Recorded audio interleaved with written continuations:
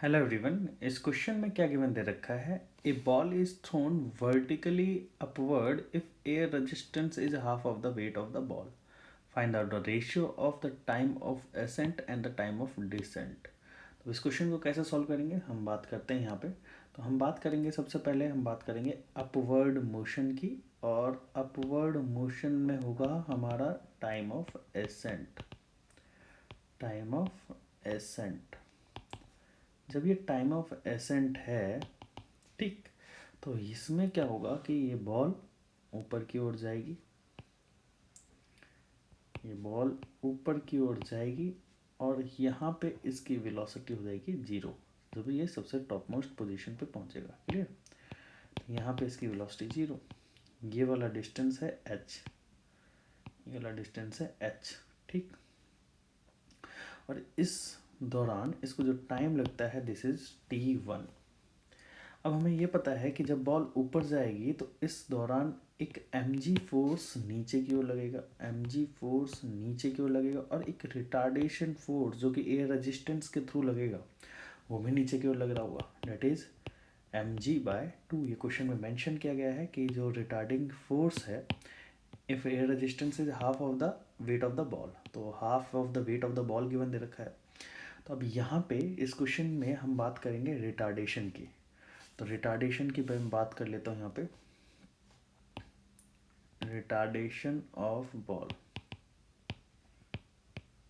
that is a dash, that is equal to mg plus r divided by m, और a dash that is mg plus mg by 2 divided by m, a dash is equal to 3/2g।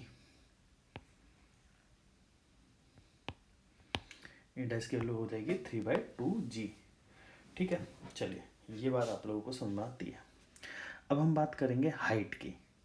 ठीक है, तो height कितना attend करा जाएगा इस ball के through वो देख लेते हैं। तो क्योंकि हमें टाइम ऑफ एसेंट निकालना है, टाइम ऑफ एसेंट निकालने के लिए हम लोगों ने एक चीज़ पढ़ी है कि अगर कोई बॉडी कांस्टेंट एक्सेलरेशन से मूव कर रही हो, उसकी इनिशियल या फाइनल वेलोसिटी जीरो हो और पार्टिकल एक स्ट्रेट पाथ पर मूव कर रही हो, तो उस कंडीशन में हम इक्वेशन ये लगा सकते हैं s is equal to u t plus half a t square. क्योंकि चाहे कोई सी भी वेलोसिटी जीरो हो, कोई सी वेलोसिटी जीरो हो, तो उस कंडीशन में आप ये डायरेक्टली इक्वेशन लगा सकते हैं s is equal to half a t square. S की वैल्यू कितनी? h, ये स्मॉल h लिख देता हूँ, चलिए small h, half a dash की वैल्यू 3/2g, और ये हो जाएगा t1 स्क्वायर। ठीक है, 4h/3g, this is t1, this is the time of accent.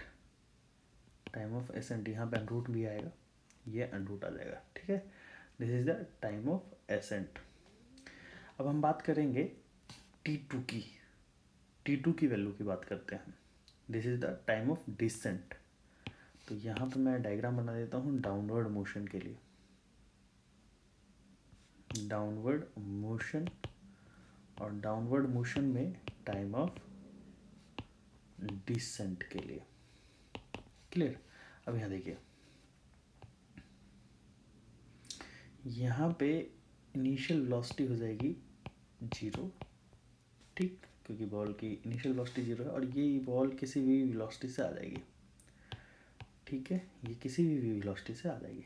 ठीक है, मुझे नहीं पता कितनी वेलोसिटी से आ रही है, बट ये हाइट h ट्रेवल कर रही है। जब बॉल नीचे की ओर आएगी तो इस किसी भी इंस्टेंट ऑफ टाइम पे इसके ऊपर एक mg फोर्स नीचे की ओर लगेगा, और एक r फोर्स ऊपर की ओर लगेगा। r फोर्स ऊपर की ओर लगेगा क्योंकि वेलोसिटी से अपोजिट डायरेक्शन में लग रहा होता है एयर रेजिस्टेंस। तो अब यहाँ पे एक्सेलरेशन कितना होगा? Acceleration of ball that is equal to mg plus r divided by m, that is equal to mg plus mg/2 divided by m, that is equal to 3mg/2, और ये m से m cut गया, 3g divided by 2, 3g divided by 2, this is the acceleration of ball. ठीक है, अब ये वाली ball जो है वो यहाँ से यहाँ आ रही है और इनिशियल वेलोसिटी इसकी जीरो और स्ट्रेट पाथ में मूव कर रही है और कांस्टेंट एक्सेलरेशन से मूव कर रहा है। तो यहाँ पे s is equal to half a t2 square time of descent, s की वैल्यू। अच्छा एक और चीज़, यहाँ पे एक मिस्टेक हो गई है मेरे से, यहाँ पे ये माइनस साइन आएगा क्योंकि अपोजिट डायरेक्शन में, तो mg माइनस आ रहेगा। ठीक है ना, तो यहाँ पे एक मिस्टेक ये हुई है, तो हम लोग यहाँ पे लिखेंगे mg/2 और ये m से m कट गया और यहाँ पे आ जाएगा g/2। ठीक, अब देखिए ये हमारा एक्सेलरेशन हो गया, clear.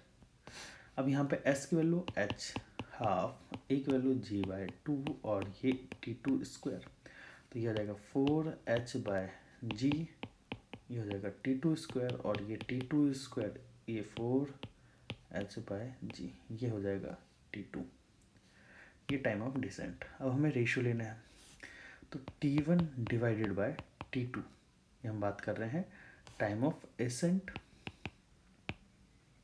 Divided by time of descent, that is equal to under root में ये हो जाएगा t1 की वैल्यू हो जाएगी 4h/3g